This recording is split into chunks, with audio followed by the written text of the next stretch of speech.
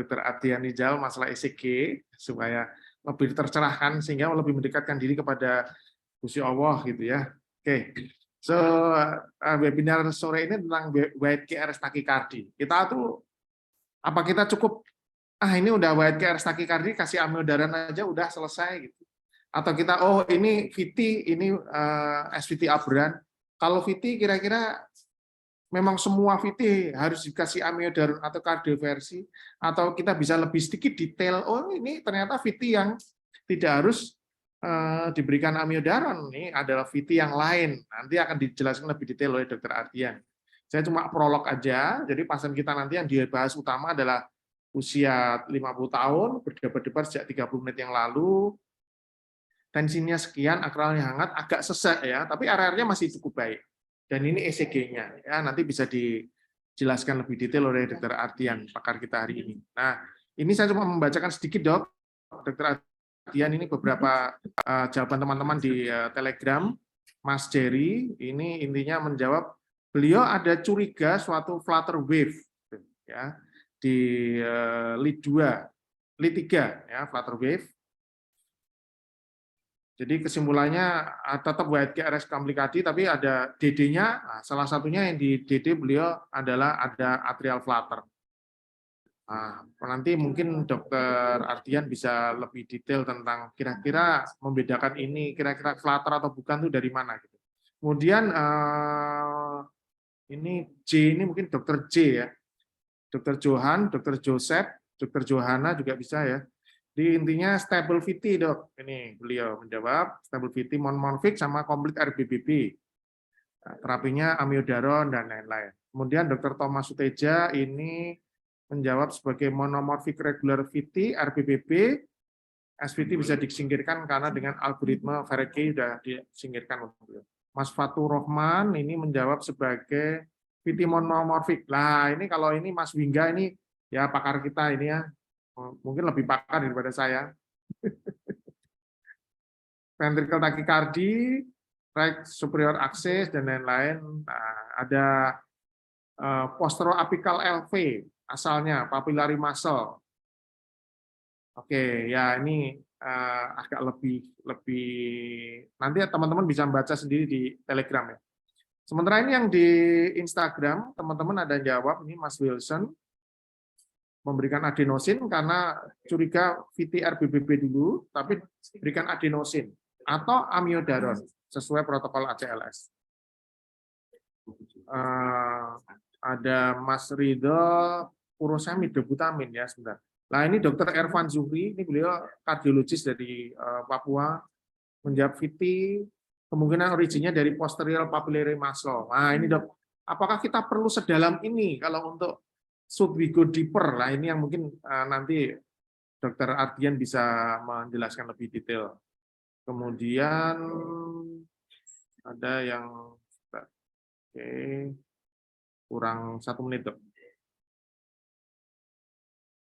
Dr. Tiffany, ventricular tachycardy, monomorphic dengan RBBB, terapinya amiodaron, kardioversi kalau perlu.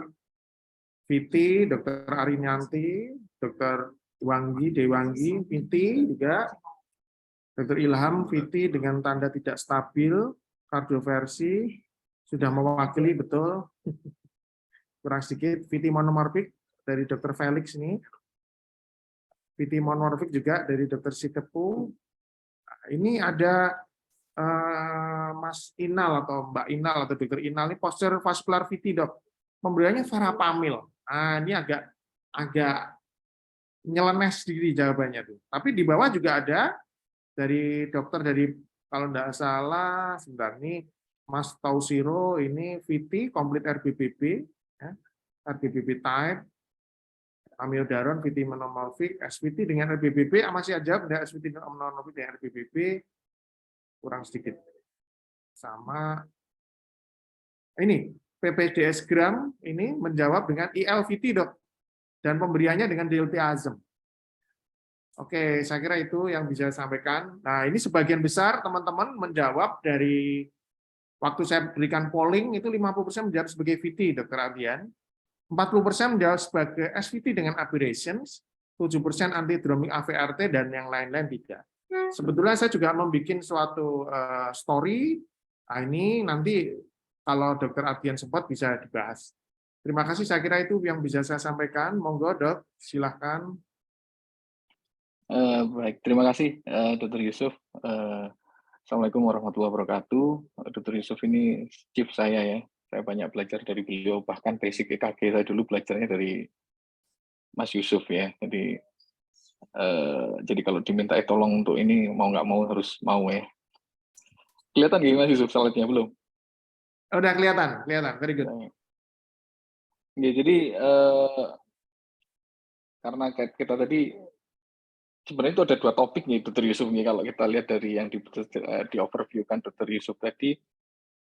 Yang satu, bagaimana kita membedakan antara SVT white KRS tachycardia, apakah itu suatu SVT aberran atau suatu VT, tetapi mungkin saya akan secara general, mungkin kita akan membahas dulu tentang PVC ya secara umum, atau ventricular arrhythmia lah ya secara umum.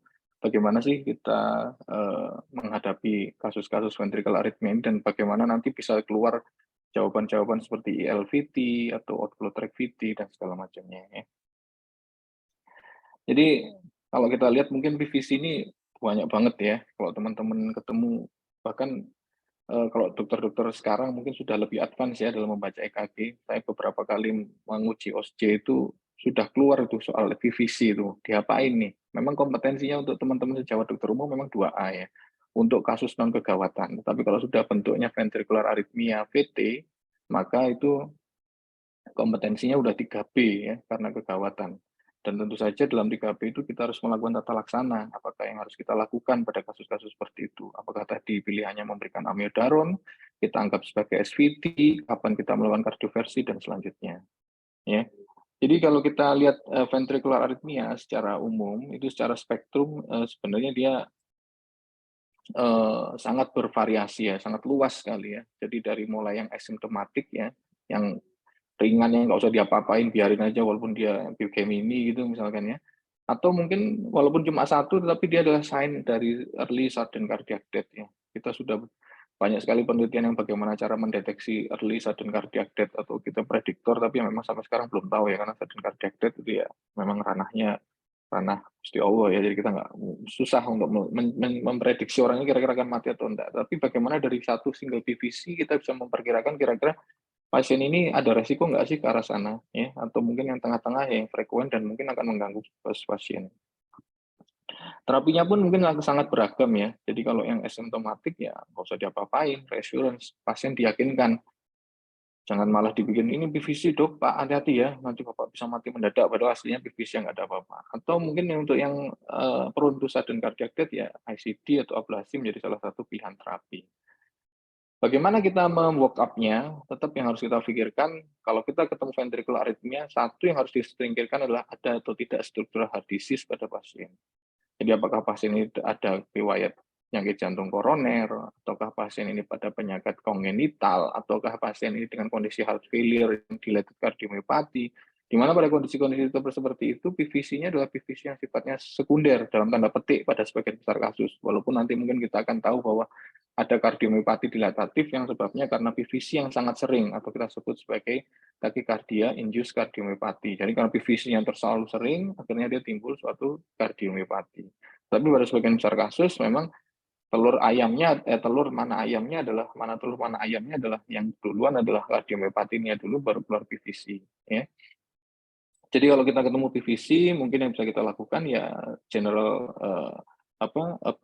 approach-nya ya EKG 12 lead, dan kita harus spesifik ya, tadi disebutkan ada dari papillary muscle, ada dari outflow tract, itu bagaimana kita memprediksinya, itu kita bisa lihat dari surface EKG ya. Jadi kita harus berusaha, karena ada beberapa morfologi spesifik EKG yang mungkin akan meng-guide kita ya. Kalau kita ketemu tadi contohnya RBBP VT, itu kalau teman-teman yang sudah advance mungkin sudah bisa langsung tahu, oh ini kayaknya sih RBBP white KRS tachycardia, oh ini sih kayaknya VT ya, mungkin seperti itu ya. Kemudian mungkin kalau memang akan di walk up ya kita harus tahu ada struktur heart disease ya, ekokardiografi, Holter monitoring pada beberapa kasus mungkin diperlukan, dan imaging lain ya. Kalau guideline-nya sih seperti ini ya. Tidak salah kalau kita ketemu PVC atau VT itu pertama yang kita pikir adalah CAD, tidak salah ya, PJK. Karena 75% dari kasus ventricular arrhythmia itu penyebabnya adalah ventricular arrhythmia. Tetapi kita juga harus lihat juga profil dari pasien kita ya. Kalau ada yang datang kepada kita itu laki-laki usia 30 tahun, laki-laki dewasa muda tanpa ada keluhan sebelumnya, pada saat VT dia stabil, episodenya sudah sangat berulang ya, dia sudah beberapa kali muncul, maka ya mungkin kita harus mikir, mosok iya sih ini koroner ya. Karena tetap kita harus mempertimbangkan faktor risiko pada pasien. Kita menghadapi pasien sebagai suatu pasien itu secara holistik, kita tahu dia faktor risikonya, dia ada atau tidak. Ya, kalau yang datang ke kita umur 60 tahun, kemudian diabetes, hipertensi, pernah stroke, pernah dipasang ring sama dokter Yusuf, tutup mata, VT itu udah tutup mata, nggak usah mikir yang lain, tuh VT. Walaupun masih mungkin ada suatu kelainan SVT, ya, ada beberapa kasus. Kalau kita lihat, ya ini mungkin yang harus kita pahami secara umum ya. Jadi secara etiologi, ventricular arrhythmia itu dibagi menjadi dua, yaitu yang pada struktural normal heart dan adanya struktural heart disease. Ya. Struktural heart disease tadi sudah disebutkan ada PCK, kelainan kongenital, kelainan katup, dilated cardiomyopathy, kelainan heart failure, dan lain-lain. Itu 90%. Ya. Jadi saya bilang 75% CAD ya, tapi untuk secara umum itu 90% itu ada struktural heart disease. Sehingga tinggal 10% ini yang kita masih ya ini pasien ini usianya muda kok sudah VT atau bagaimana, nah itu yang harus kita follow up ya. Nah ini yang struktural heart disease itu apa aja? Ischemic cardiomyopathy, non ischemic misalnya dilated karena kelainan diabetes yang mikroangiopati, kemudian hipertrofi cardiomyopathy, ARVC dan lain-lain, ini yang 90% ya. Jadi kenapa kalau kita ketemu pasien dengan PVC itu, kalau dulu saya pernah bikin referat sama guru saya Dr. Bambang waktu ngambil SP1 itu, prinsipnya adalah red flag bagi kita ya. Kita tahu ini pasien ini ada sesuatu nih, harus kita cari. Sampai kita menggali sampai memang nggak ada sesuatu pada pasien ini. Sekali lagi tetap kita harus sesuaikan dengan derajat kecurigaan kita ya. Nggak harus semuanya dilakukan kateterisasi, tidak semuanya harus dilakukan MRI, tapi sesuai dengan kondisi klinis pada saat kita menghadapi pasien. Ya. Nah, ini kalau yang normal itu ada beberapa hal yang spesifik ya. Sebagai contoh, dari 10% tadi itu yang 90 atau 80 sampai 90% itu adalah outflow tract VT atau outflow tract PVC ya. Yang asalnya dari outflow tract, entah itu dari ventricle kanan maupun ventricle kiri. Bagaimana kita tahu itu dari outflow tract? Nah, nanti kita punya clue EKG yang bisa menggait kita bahwa oh ini sih PVC-nya kayaknya outflow tract deh. Kalau outflow tract itu 90% kemungkinan normal deh. Nah, gitu loh ya. Arahnya ke sana. Kemudian ada lagi ILVT yang tadi sudah disebut-sebut. ILVT itu singkatnya idiopathic left ventricular VT. Berbeda dengan outflow tract VT yang sifat aritmianya, karakteristik aritmia adalah autonomik vokal takikardia, jadi ada satu fokus yang mencetuskan aritmia. ILVT ini agak berbeda. ILVT ini cara aritmianya atau mekanisme aritmia itu hari entry. Jadi dia ada suatu jalur entry tertentu yang dia muter-muter di situ, hampir seperti SVT pada kebanyakan kasus. Ya, ada idiopathic propanol VT, catecholaminergic polymorphic VT, dan kemudian ada beberapa kelainan yang secara struktural dia normal, tetapi secara kanal ion dia ada masalah yang kita sebut sebagai channelopathy. Ya, Brugada dan long QT. Ini memang angkanya sih kayaknya kalau dilihat dari persenannya sedikit ya. Tetapi 0,1% kalau dikasih 200 juta penduduk Indonesia ya jumlahnya jadi sangat banyak sekali ya. Dan itu sekarang akhir-akhir ini kita awareness-nya menjadi lebih bagus lah ya dalam menghadapi ini. Ya mungkin dulu waktu saya belajar Brugada dan lain-lain itu mungkin ya agak awam ya, bahkan bagi seorang kardiolog pun. Tetapi sekarang kita dokter umum sudah banyak yang mengonsulkan ke saya, dok ini Brugada tipe 2 ya, harus kita apain? Seperti itu ya. Nah ini yang PVC pada normal heart ya, jadi yang 10% tadi, yang 90% dari 10% itu ada suatu outflow tract VT ya. Ada ciri-ciri EKG-nya, di sini disebutkan terapinya juga ya. Kalau kita lihat cirinya inferior axis. Inferior axis itu karena kita tahu outflow tract itu letaknya kan ada di atas ya. Jadi outflow tract dari ventricle kanan dan outflow tract ventricle kiri itu letaknya cenderung di atas dari bagian jantung. Sehingga 2-3 AVF-nya atau aksis inferiornya dia pasti positif. Jadi kalau kita ketemu ventricular arrhythmia yang 2-3 AVF-nya positif, maka kita boleh berpikiran bahwa itu mungkin ada suatu outflow tract VT. Karena suatu outflow tract VT, kita boleh berpikiran bahwa itu mungkin suatu idiopathic VT. Ya. Apalagi pas yang datang itu usianya 40 tahun, wanita, kemudian keluhannya berdebar-debar kadang-kadang, nah kita udah boleh berpikiran 70% nih kayaknya nih, hampir pasti ada suatu idiopathic VT. Kalau dia nggak ada keluhan, dia cuma minta surat keterangan boleh enggak saya ini bekerja sebagai TKW misalkan, ya silahkan aja, saya rasa enggak ada masalah, asalkan kita sudah melakukan evaluasi secukupnya ya. Terapinya apa? Terapinya adalah beta blocker ya, salah satunya adenosine, dia nama lainnya adalah adenosine sensitivity ya. Kenapa ini? Ya itu kan dari obatnya ternyata yang lebih prefer adalah itu. Dan kemudian kalau dilihat dari mekanisme aritmianya di sini adalah lebih karena early after depolarization atau delay after depolarization. Kita tahu mekanisme aritmia itu ada 3 ya.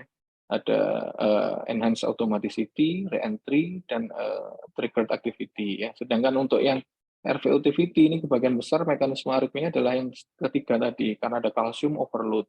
Sehingga kenapa kita bisa tahu bahwa pada pasien-pasien itu biasanya cukup efektif apabila diberikan verapamil atau diltiazem. Ya.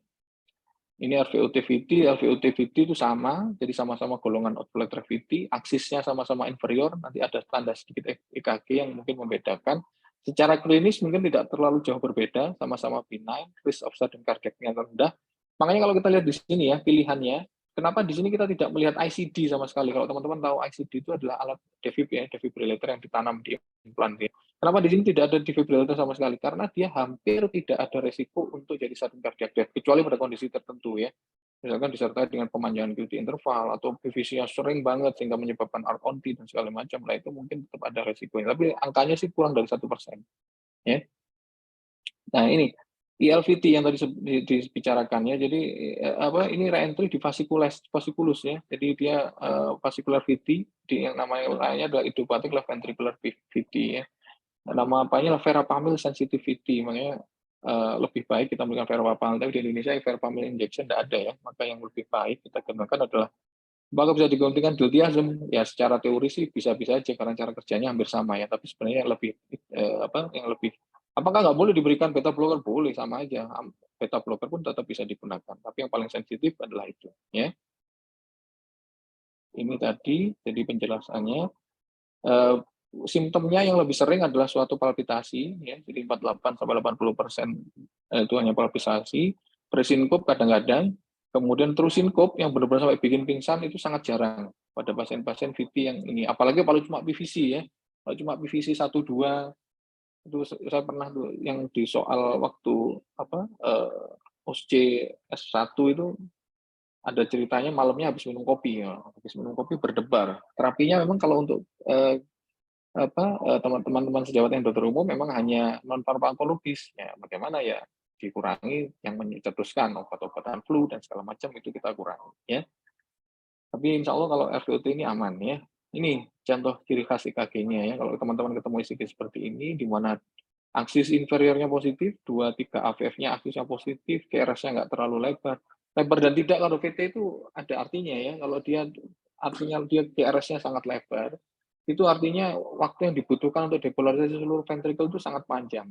Artinya apa? Artinya mungkin di dalam ventrikelnya ventrikelnya mungkin sangat besar, ya. Kemudian mungkin jalur yang dilalui sangat panjang karena ada skar-skar yang itu, sehingga semakin lebar itu semakin kecurigaan kita bahwa itu bukan idiopatik semakin tinggi, ya. Jadi ini kalau kita lihat aksisnya inferior, bentuknya LBBB, ini adalah ciri khas dari suatu outflow tract VT, entah nanti ini. Kalau untuk kepentingan membedakan apakah ini right ventricle atau left ventricle outflow tract, sebenarnya untuk secara klinis tidak terlalu banyak bermakna, walaupun dari teorinya katanya kalau left ventricle outflow tract itu lebih cepat menimbulkan takikardi induced cardiomyopathy, tetapi secara klinis sebenarnya relatif sama. Mungkin bedanya adalah kalau pasien ini akan dilakukan ablasi ya. Kalau dilakukan ablasi ya memang membutuhkan suatu pendekatan yang lebih detail ya. Nah ini tadi inferior axis LVBB. Nah ini bagaimana sih secara gampang ya. Kalau teman-teman nanti mau detail tuh banyak ya. Terus terang saya juga tidak hafal semuanya. Kalau terlalu detail apakah ini dari anterior medial, dari ventricle kiri, atau dari posterior medial atau posterior basal, itu sangat detail sekali. Mungkin kita buka tab aja. Tapi kalau secara gampang kita menentukannya seperti ini ya. Kalau dia RBBB, yang pertama kita tentukan dia RBBB atau LBBB ya.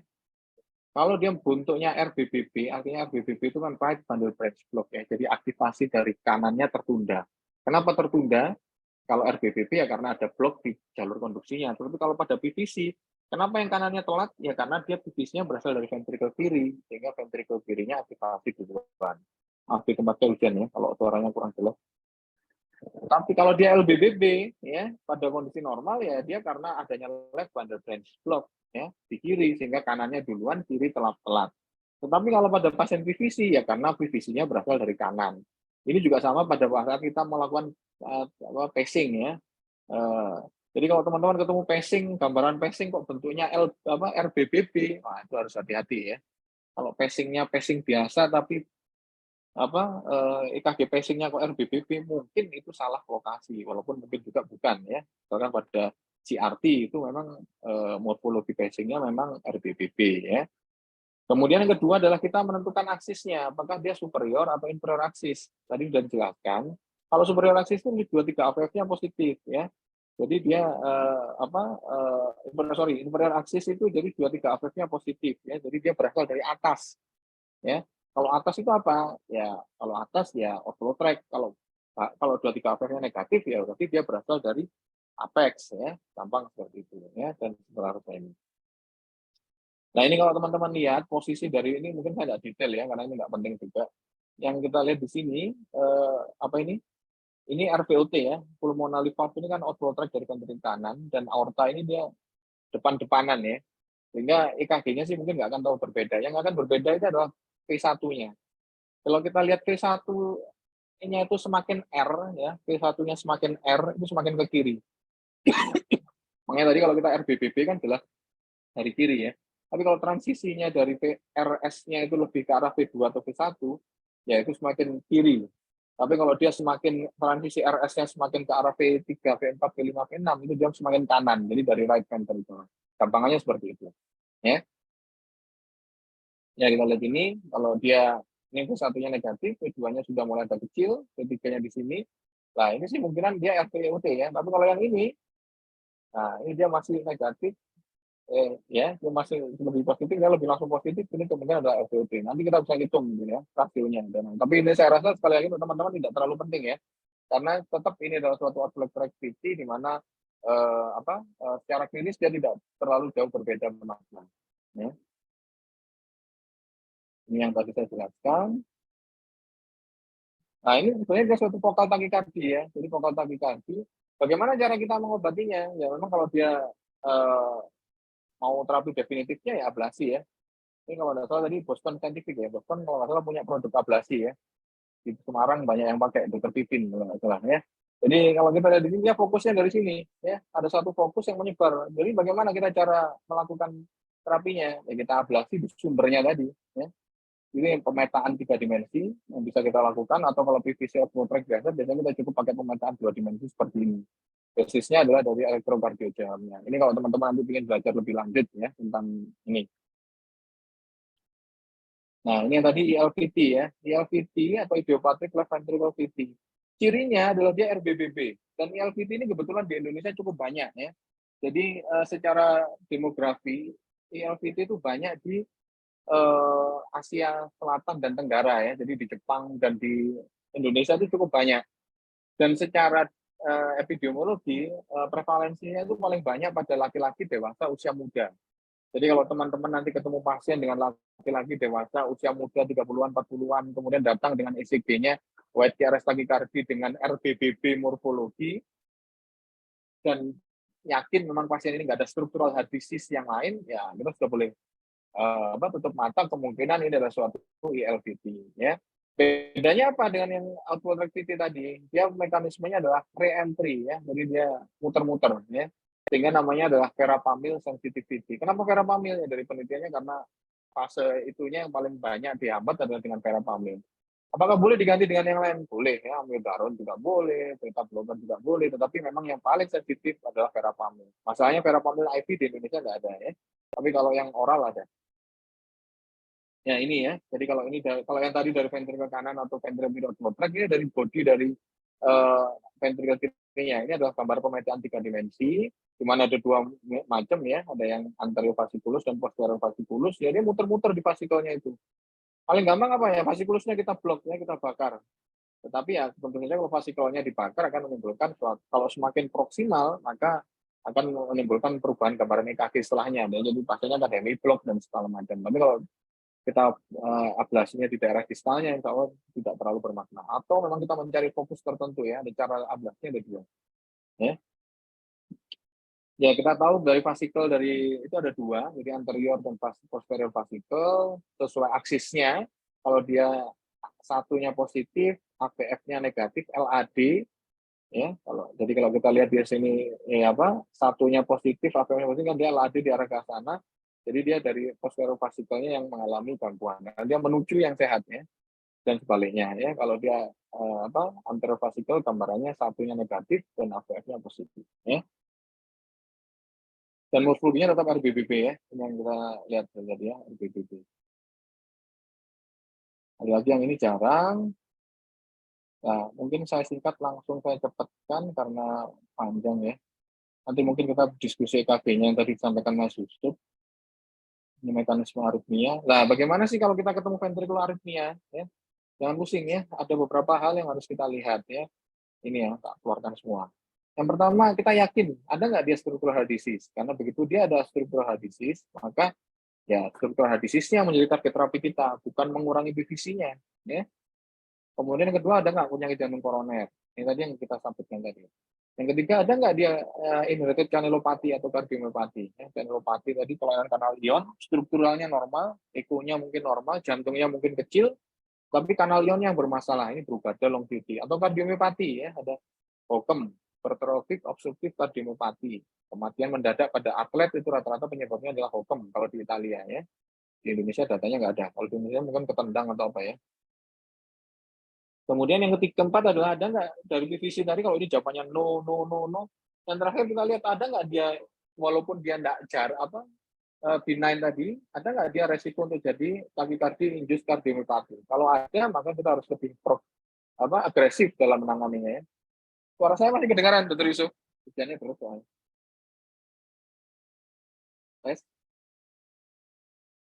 Tes. Kedengeran kok, dokter. Oh, kedengaran ya. Ya. Suara hujannya terus banget. Oh, Yang terakhir adalah adakah dia simptom? Ya. Kalau dia nggak ada gejala, ya. Kalau dia tadi udah kita bahas, kalau dia semuanya ini nggak ada semua ya, dia semuanya no semua, maka ya mungkin pada pasien itu nggak perlu diapa-apain ya. Cukup kita berikan dia reassurance, kita yakinkan bahwa pasien ini nggak ada masalah, tidak usah terlalu takut karena semakin dia takut, drainasi sistemnya semakin aktif, PVC-nya semakin banyak, gangguannya kan semakin terasa. Ya. Jadi pendekatan kita secara umum kalau kita mendekati pasien dengan ventricular arrhythmia. Ini tadi sudah, tadi juga sudah. Nah ini ya, bagaimana kalau dalam penyakit jantung koroner ini mungkin yang paling sering ya, karena tadi 75% 75% PVC itu ventricular arrhythmia itu sebabnya adalah penyakit jantung koroner. Maka kita lihat di sini, kalau dia datangnya bersama dengan ACS ya 48 jam pertama, maka antiaritmia yang terapinya prinsipnya adalah ACS-nya yang kita harus prinsip terapikan ya. Jadi kita harus menata laksana reperfusinya diperlukan atau tidak ya. Kemudian ada nggak faktor-faktor lain seperti kelainan elektrolit ya. Antiaritmia apa yang bisa kita lakukan? Ya beta blocker mungkin yang paling aman ya. Kalau dia lebih dari 48 jam ya, sudah 42 hari yang lalu atau maka ya hampir sama ya.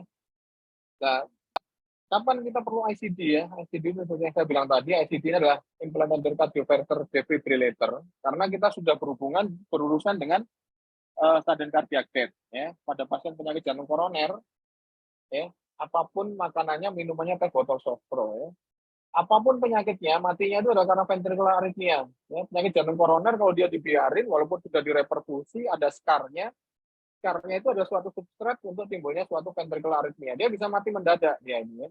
Kalau kita lihat di sana, ternyata dia pasien serangan jantung, maka salah satu satu-satunya prediktor yang paling kuat adalah ejection fraction, fungsi dari ventricle kiri. Kalau fungsi ventricle kirinya sangat jelek, mau tidak mau, itu dia ada indikasi untuk dilakukan suatu pemasangan ICD. Ya. Kalau nggak salah Boston sekarang habis ini punya produk ini juga ya, produk-produk pacemaker dan ICD kalau nggak salah, dengar ya. Kemudian kenapa? Karena ya itu tadi yang kita tuju di situ adalah bukan bukan untuk menghilangkan simptom, tapi untuk menghalangi pasien tersebut mati mendadak. Ya, makanya ICD menjadi pilihan pertama. Ya, berbeda dengan yang tadi, tapi kalau terlalu akut kita nggak ada pilihan. Ya.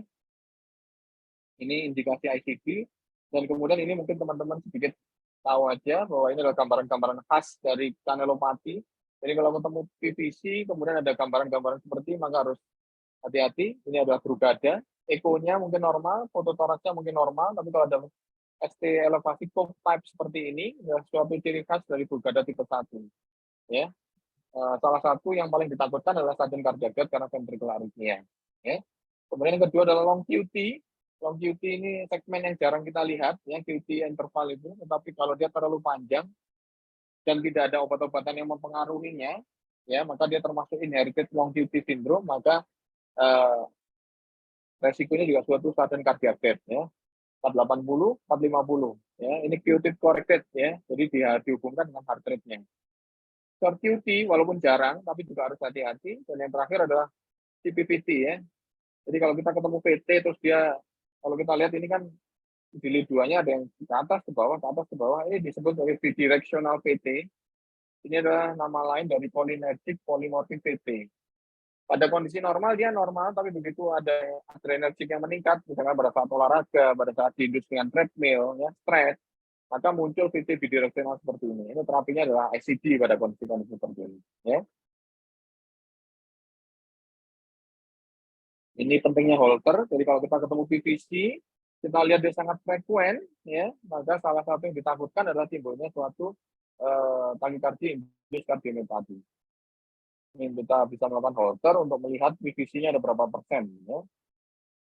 Nah, bagaimana kalau tidak ada simptom? Ya, kalau tidak ada structural disease, tidak ada penyakit jantung koroner, tidak ada kardiomiopati, PVC-nya juga jarang-jarang aja, pasiennya tidak mengeluh apa-apa, kita nggak usah heboh-heboh, ya. Yang kita obati itu pasiennya, bukan monitornya.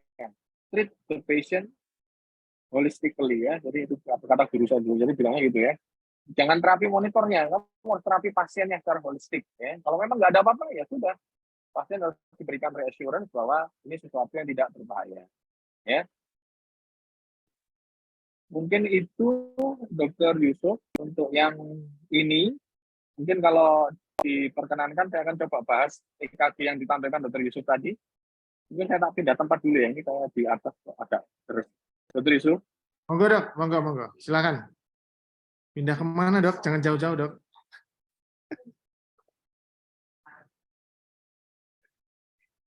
Pindah Starbucks, cari takjil. Nah, di rumah dok.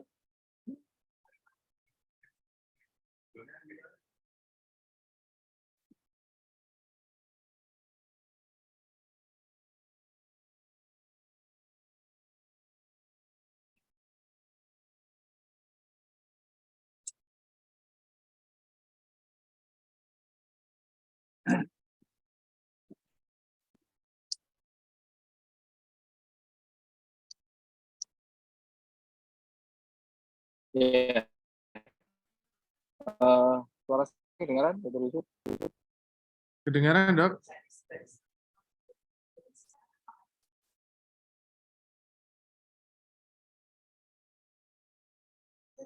Tapi slide-nya belum kelihatan slide-nya.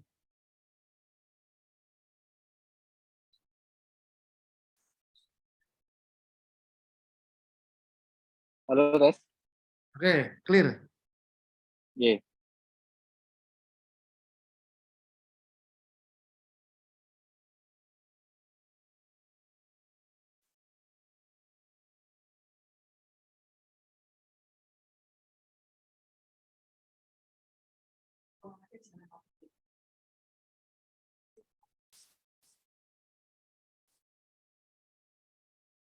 Kelihatan Dr. Yusuf ya? Kelihatan, keren. Iya. Jadi sebenarnya sih mungkin dulu juga sudah pernah kita bahas nih. Jadi Ulang mungkin, dok. Kita siap. ke atas dok.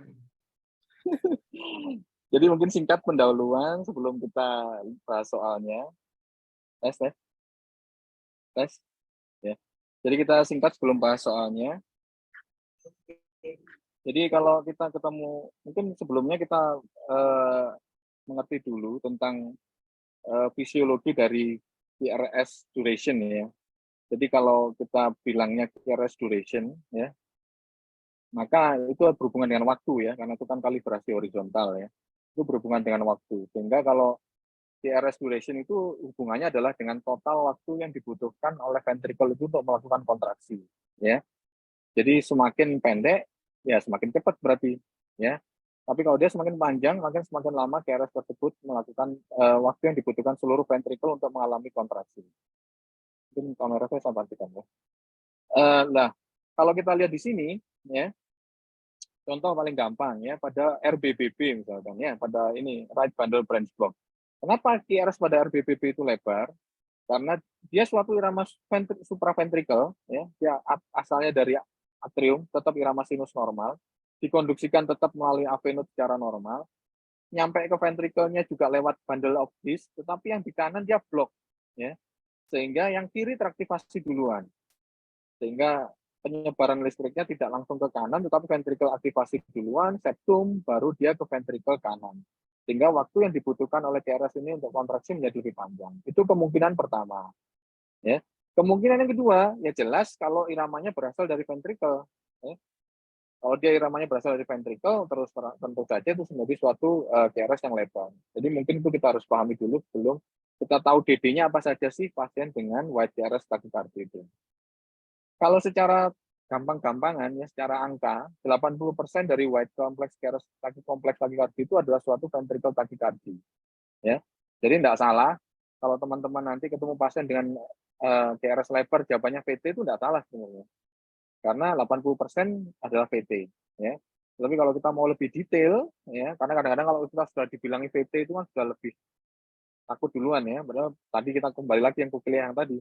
Kalau dia sebenarnya cuma idiopatik ventricular VT atau idiopatik outflow tract, itu kita nggak perlu khawatir ya.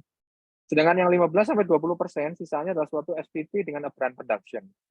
Aberrant conduction, mungkin kalau ingat aberrant itu aberrant, mama aberrant, mama yang tidak pada tempatnya.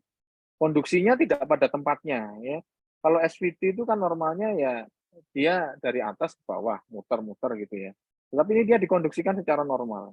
Ada dua kemungkinan. Satu, memang pasien ini sudah pre-existed RBBB, ada spesies bundle branch block. Jadi pasiennya SVT, entah itu AVNRT, entah AVRT, tapi dia ada pre-existed bundle branch block. Sebelum dia SVT pun dia udah RBBB. Nah, ini agak susah kalau kita nggak punya riwayat pasien itu sebelumnya, ya kan? Atau yang kedua adalah functional RBBB. Ya. Dia nggak RBBB, nggak bundle branch block sebelumnya, tapi karena tachycardia dia menjadi BBB. Nah, itu mungkin harus kita lihat. Kemudian 1-5% adalah pre-excited SPT ya.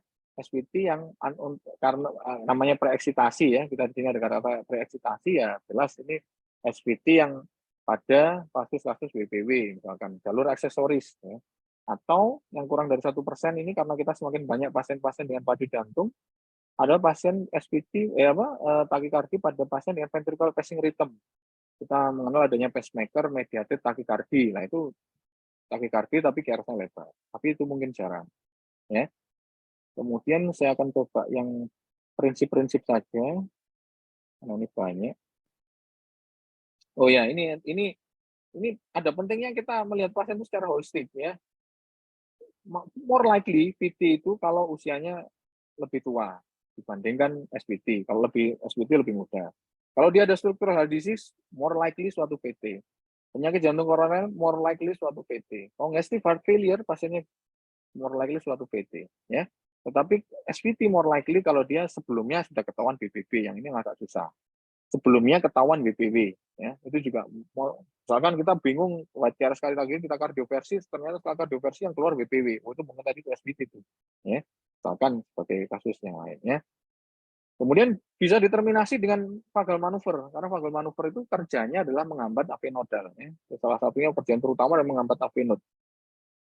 PT nggak akan berhenti kalau AV node-nya kita hambat. Tapi kalau SPT, pada sebagian besar SPT, tidak semua SPT, akan berhenti kalau AV nodalnya kita blok. Ya. Salah satunya dengan vagal manuver. Nah, ini dari physical examination mungkin kita bisa melihat, walaupun ini mungkin susah ya. Karena adanya AV disosiasi, maka akan ada Canon E-waves ya yang bisa kita lihat. Nah, ini mungkin yang paling penting dan paling gampang sebenarnya kita lihat. Yang pertama, ada tidaknya AV disosiasi. Apa itu AV disosiasi? AV asosiasi itu apabila ada hubungan antara A dengan V. P diikuti oleh QRS. Ya. Nah, kalau disosiasi artinya atrium berjalan sendiri, ventricle berjalan sendiri. Loh, kok kayak pernah dengar, Dok? Bukannya itu TAVB. Benar. Total AV block itu adalah AV disosiasi. Tetapi tidak semua AV disosiasi adalah total AV block. Maksudnya kalau kita ketemu total AV block, memang benar pasien total AV block itu AV disosiasi. Atriumnya jalan sendiri, QRS-nya jalan sendiri. Tetapi kalau kayak takikardi kemudian ada AV disosiasi, itu pasti bukan total AV block. Ya, tidak semua AV disosiasi itu total AV block. Itu yang harus kita pahami. Enaknya AV disosiasi ini spesifik, ya.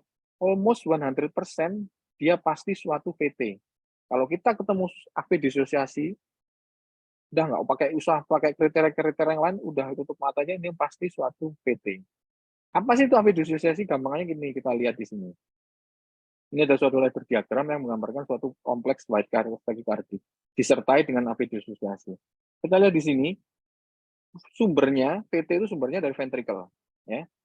Sumbernya dari ventricle. Kita lihat di sini, dia ventricle akan aktif. Ya, artinya dia aktif nih di sini. Sementara, atrium itu ada dua kemungkinan pada kondisi VT. Satu, impuls dari ventricle tadi akan diretrograde kondaksikan. Jadi dari ventricle akan ke AV node, dari AV node akan ke atrium. Sehingga setiap satu QRS VT akan diikuti oleh satu P. Satu QRS, satu P. Terus seperti itu. Artinya, ini tidak ada AV disosiasi. Ya.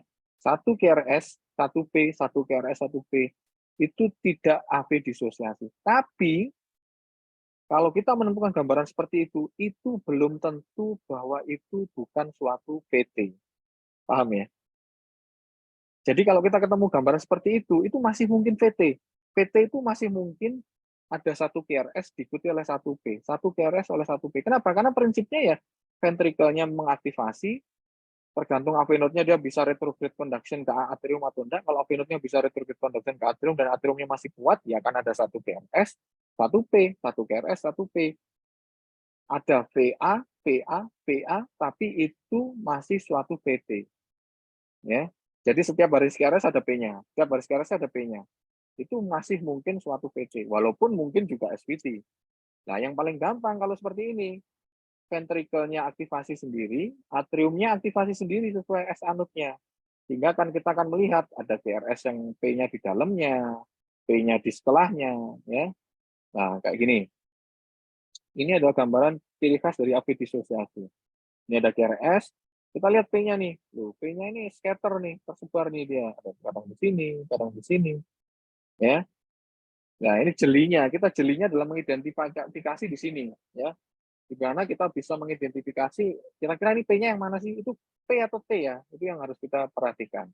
Tetapi sekali lagi, ini spesifik, tapi tidak sensitif. Artinya apa?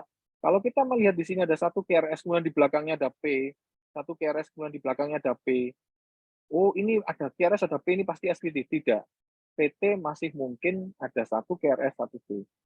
Ya, dia spesifik, tapi tidak sensitif. Mungkin ini nanti di yang baru-baru ya, tapi kalau Wingga dan kawan-kawan kayaknya udah di luar kepala nih ya. Tapi kalau yang baru-baru mungkin ini ditelan pelan-pelan ya. Nah, ini contohnya. Ini kalau kita lihat, tiap habis QRS selalu ada P-nya nih. QRS P, QRS P, QRS P. Ini P-nya di belakang retrograde P. Apakah ini pasti bukan PT? Apakah ini SVT? Belum tentu. Ini masih mungkin suatu PT. Dia spesifik tapi tidak sensitif. Ya. Kemudian ini lagi yang penting. Ini sebentar gue udah buka ya. Saya coba-coba aja ya. Kita lihat di sini capture bit. Capture bit itu artinya ada satu, atau mungkin langsung aja ya. Daripada nanti kita bahas banyak, nanti mungkin bisa dipelajari lagi, atau mungkin kalau nanti ada waktu lagi kita bisa bahas lagi secara detail yang ini. Nah, ini kasus yang tadi ya. Mas Yusuf, saya bahas yang ini ya Mas Yusuf. Dr. Yusuf. Dr. Yusuf. Saya bahas yang ini ya.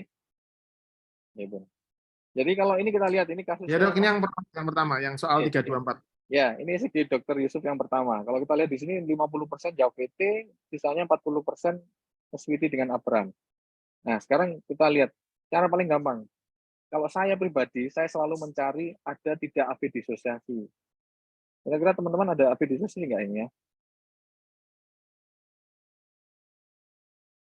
Ini lead 2. Saya perjelas lagi lead 2-nya. Coba perhatikan teman-teman tiap gelombang QRS. Ini ada pentilnya, ini enggak ada. Ini ada pentilnya, ini enggak ada. Ini ada pentilnya, ini enggak ada. Ya. Jadi ini masih 1P, kemudian ini P wave-nya ini dia scatter, tersebar ya. Dan bentuknya beda-beda. Bentuknya beda-beda artinya apa? Posisinya ini tidak dalam suatu T yang tepat ya. Ini kalau kita lihat kan bisa aja, mungkin kalau yang advance mungkin ya, bisa aja nih 1P2Q ya. Kalau 1P2Q itu di AVNRT itu apa ya? Double atrioventricular. Jadi dia double fire. Jadi 1P 2 QRS itu ada tuh namanya kelainan seperti itu. Ya, jadi 1P 2 QRS ini bisa. Tapi kalau kita lihat dia ini posisi bentuk P-nya itu beda-beda. Jadi ini ada suatu aksi disosiasi. Ya. Kita lihat di sini P-nya di sini, ini bentuknya udah agak beda lagi, ini sudah lebih lancip lagi, ini lebih lancip lagi. Jadi dia sebenarnya bergeser pelan-pelan. Jadi kalau kita lihat ini P-nya punya interval tersendiri, QRS-nya punya interval tersendiri. Ini adalah suatu ciri dari suatu AV disosiasi. AV disosiasi 100% dia hampir pasti dia suatu VT. Sorry. Nah, ini. Ada lagi yang lain. Kita lihat morfologi AVR-nya. Ini salah satu yang juga sering saya pakai karena relatif gampang. Ya, tinggal kita lihat aja morfologi AVR-nya, kita ingat-ingat ya. Kita lihat di sini, ini ada, kalau kita deskripsikan ya, ini morfologinya, ini ada yang pertama ini kan S ya, ya ini apa, ini Q kan ya, ini Q kecil, ini R ya, jadi Q kecil R besar, Q kecil R besar adalah suatu ciri dari suatu VT ya, beda dengan yang ini, kalau di sini ada RSR aksennya. Jadi dari dua tanda ini tadi ya, yang pertama adalah adanya AV disosiasi, kemudian yang kedua ini morfologi AVR-nya, ya, morfologi AVR-nya ada Q kecil dan R besar, ini adalah suatu VT. Ya. Ini kasus kedua, Dr. Yusuf, saya lanjutkan. Jamnya masih jam berapa? Ya dok, semoga dok, terus. Ya, mungkin kalau yang di waktu Indonesia Timur udah azan ya. Di Malang 5 menit lagi. Nah, ini sebagian besar menjawab SVT aberration, aberrant SVT, coba kita deskripsikan ya. Ini kalau kita cari sampai mendem, kita nggak ketemu nih adanya suatu AV disosiasi. Tadi ada yang bilang ini flutter. Saya sih agak setuju ya. DD-nya mungkin arah sana. Tapi ini flutter wave-nya nggak jelas. Yang cuma ada satu nih, P-nya yang ada di sini. Kalau flutter one ya mungkin aja ya, tapi itu sangat jarang flutter one flutter itu ya. Kita pakai cara yang satu. Kriterianya banyak ya, terus terang saya juga nggak ada yang hafal. Kalau teman-teman lihat, tinggal lihat aja ya. Ini kriteria Brugada. Kalau kita lihat absen RS kompleks in all precordial lead. Jadi ini konkordan positif atau konkordan negatif. Jadi kalau konkordan positif itu V1 sampai V6 R semua. Kalau konkordan negatif V1 sampai 6 S semua. Nah, kalau kita lihat di pasien ini, ininya masih RS, ininya juga masih RS. Jadi ini bukan, pasti ini kita belum bisa bilang ini VT. Kedua adalah R2S interval. Saya bilang tadi, kalau dia suatu SVT itu dia akan lebih steep naiknya, dia akan lebih lancip naiknya. Dan kalau dia suatu VT itu dia biasanya agak lebih lebih landai. Itu ada di beberapa kriteria yang memakai itu. VI, VT ya, initiation terminal itu juga pakai prinsip ini ya. Kita lihat di sini. Kalau R2S-nya lebih dari 100, artinya dia naiknya lebih landai, itu ciri suatu PT, lebih dari 100. Kalau kita lihat pada pasien ini, kita ambil di P4, kita garis dari awal R ke puncak nadir S-nya. Ini kalau kita lihat di sini kotaknya ya 2 kotak kecil lah ya, 80. Jadi belum VT juga. Ya. Jadi 2 ini masih belum bisa. Kita turun lagi, AV disosiasi tadi jelas nggak? Ini karena nggak ada AV disosiasi. Nah, kita lihat yang terakhir tadi ya. Kita lihat yang terakhir. Morfologi kriteria VT present. Nah, sekarang kita tinggal lihat yang terakhir. Ini V1 sampai 6 kita lihat morfologinya. Kira-kira menurut teman-teman lebih yang ini atau yang ini? Ya, lebih yang VT atau yang SVT? Sekali lagi, pada kondisi seperti ini kita tidak ada yang 100% benar. Ya. Guru saya, Prof. Yoga, di harapan kita mengajarkan yang penting kita punya reasoningnya. Kenapa sih kamu bilang ini suatu VT? Alasan saya ini. Oh boleh, nanti kita buktikan. Buktinya mana? Itis tadi. Ya, kalau ini menurut saya, kalau kita lihat dari morfologi ini adalah suatu SVT dengan abraham. Ya, karena dari kriteria-kriteria tadi ternyata, AVR-nya juga kita lihat di sini. AVR-nya di sini ada R kecil nih di depannya, ya. R kecil, S, ya. Jadi ini adalah suatu RSR aksen, jadi suatu SVT. Jadi dari dua tanda tadi, semuanya bukan dua ya, dari 3 kriteria tadi semuanya menunjukkan bahwa ini adalah suatu SVT abraham. Sekali lagi, tidak ada yang 100% benar, mungkin juga ini salah ya. Masih ada 5 menit lagi, mungkin satu soal lagi Dr. Yusuf ya. Nanti mungkin diskusi kalau diperkenankan. Siap, siap. Nah ini, soal ketiga nih Dr. Yusuf. Ini kalau kita lihat, itu sebagian besar menjawabnya adalah suatu SVT dengan abraham. Sebenarnya ini relatif, kita cuma perlu detail saja ya. Sekali lagi kalau saya pribadi, yang biasanya saya pakai adalah AV disosiasi. Ada nggak ini AV disosiasi? Ya, coba kita lihat. Di lead 2 yang bawah tuh. Lah, kalau ini ada gelombang P di sini yang masih ada jaraknya, ini ada P yang benar-benar nempel. Dokter Ardian nunjuk apa ya? Tuh, ini apa ya? Kok ada pentilnya dikit di sini? Bener nggak ini suatu? Kita buktikan aja. Bagaimana kita buktikan? Kalau dulu Prof Yoga itu selalu menyuruh saya membawa jangka. Ya, karena dengan jangka kita bisa lebih detail mengetahui timing dari QRS. Tapi kalau di sini nggak ada jangka, kita pakai garis ini. Ini adalah interval P ke P-nya. Jadi ini P yang sini, P yang sini.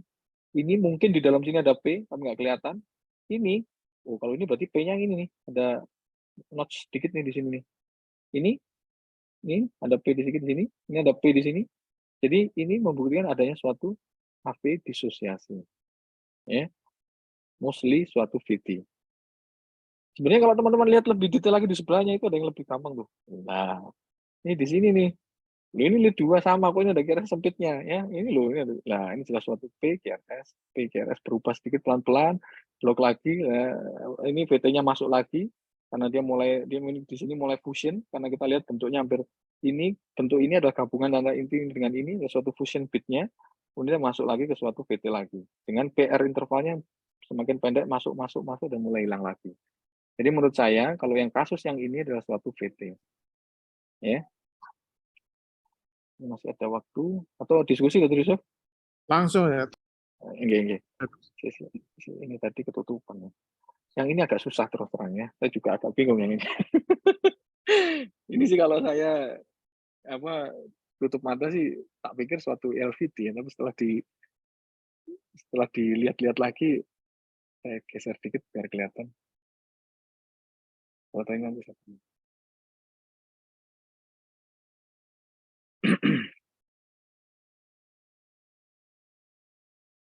Ya, jadi kalau ini kita lihat ini AV disosiasi jelas enggak ya. Kalau teman-teman perhatikan di belakang QRS itu selalu ada P itu ya. Ini ada P pentil di bawah nih. Dan dia jaraknya ada sedikit jaraknya nih ya.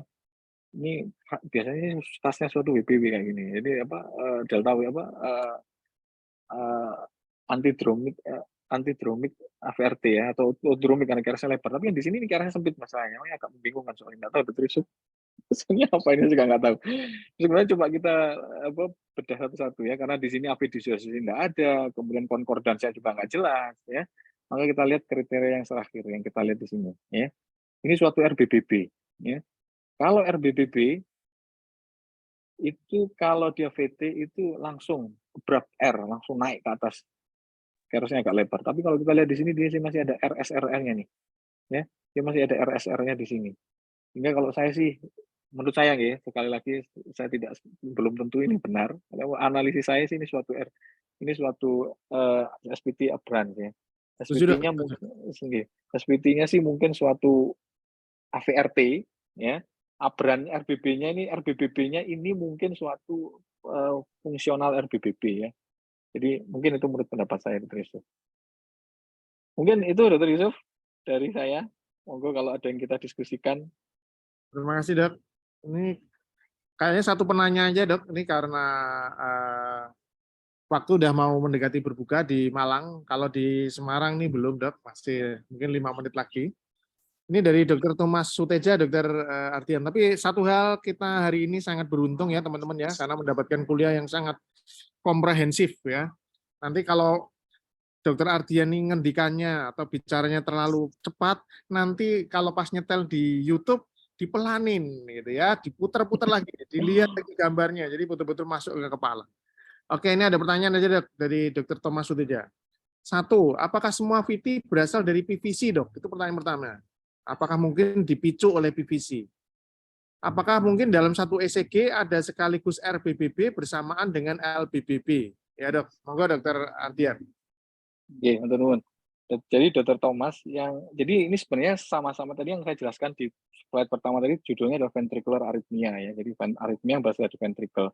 Bentuknya macam-macam, bisa suatu PVC, ya sesuai namanya. Kalau PVC itu kan cirinya ada 4 ya. Dia berasal dari ventricle, dia apa istilahnya, prematur ya. Jadi kalau PVC itu jejer 3, dulu gampangnya kita bacanya gitu ya. Kalau PVC itu jejer lebih dari 3, ada fokus PVC yang melakukan firing depolasi lebih dari 3 dan rate-nya lebih dari 150, itu kita sebut VT.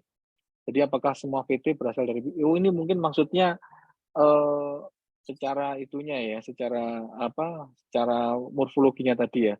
Mestinya sih sama ya, Dok. Jadi kalau memang dia suatu idiopatik VT, ya biasanya PVC-nya morfologinya bisa kita deskripsikan dari PVC-nya ya. Jadi ya sepertinya sih iya, jawaban nomor 1 ya. Kemudian untuk soal nomor 2, apakah mungkin dalam satu ECG ada RBBB dan LBBB? Ini sebenarnya mungkin pertanyaan tidak berkaitan dengan ini ya, tapi ini ada yang disebut sebagai alternating bundle branch block. Kita tahu bahwa yang menghubungkan atrium dan ventricle itu avenut ya, tapi kalau kita lihat ke bawah lagi itu ada 3 sebenarnya, ada 3 vasikel yang menghubungkan antara atrium dengan ventricle. 1 adalah right bundle branch. Right bundle branch itu cuma 1 vasikel.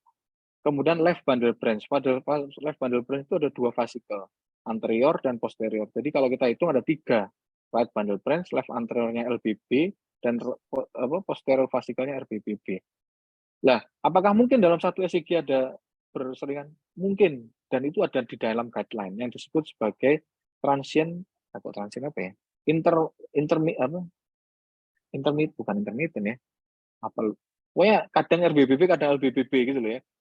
Nah, itu salah satu indikasi pada pasien kalau kita menemukan misalkan kita lakukan Holter tuh ya, misalkan kalau ECG aja mungkin agak jarang ya, kita lakukan Holter kadang-kadang pagi RBBB, tiba-tiba malamnya dia LBBB.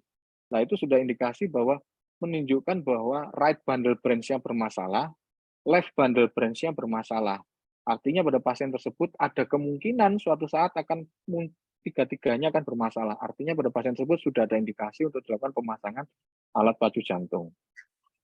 Jadi mungkin Dok, ada satu RBBB dan LBB, apa sih istilahnya, saya lupa namanya. Ada Dok. Oke, terima kasih. Tadi kesepakatan, mohon maaf nih ada penanya kedua, tapi karena nanti malah kan Dokter Ardian biasanya masih jadi imam masjid tuh Mas. Nanti Saya yang bukain masjid. Adin ya. Oke, jadi saya kira pertemuan sore ini kita cukupkan di saat ini aja. Sebelumnya saya dan teman-teman dari Satu Hari Satu EKG ini mengucapkan terima kasih yang sebesar-besarnya kepada Dokter Ardian. Semoga amal ibadahnya diterima oleh Allah Subhanahu wa taala. Main ngopo ya, Mas. Amin, ya Rabbal Alamin. Alamin. Oke. Terima Mas Yusuf. Terima Nanti kasih teman-teman semuanya. Assalamualaikum warahmatullahi wabarakatuh. Waalaikumsalam. Selamat berbuka puasa. Selamat berbuka puasa semuanya. Oke, Mas. Terima kasih, Dr. Yusuf. Adri. Assalamualaikum. Waalaikumsalam. Salam dokter. Saya tutup ya dok. Siap, Ya, siap. Dok. Terima kasih dok. Selamat berbuka dok. Selamat buka Ruth. Ya, selamat berbuka Mbak Andri. Yuk, Waalaikumsalam.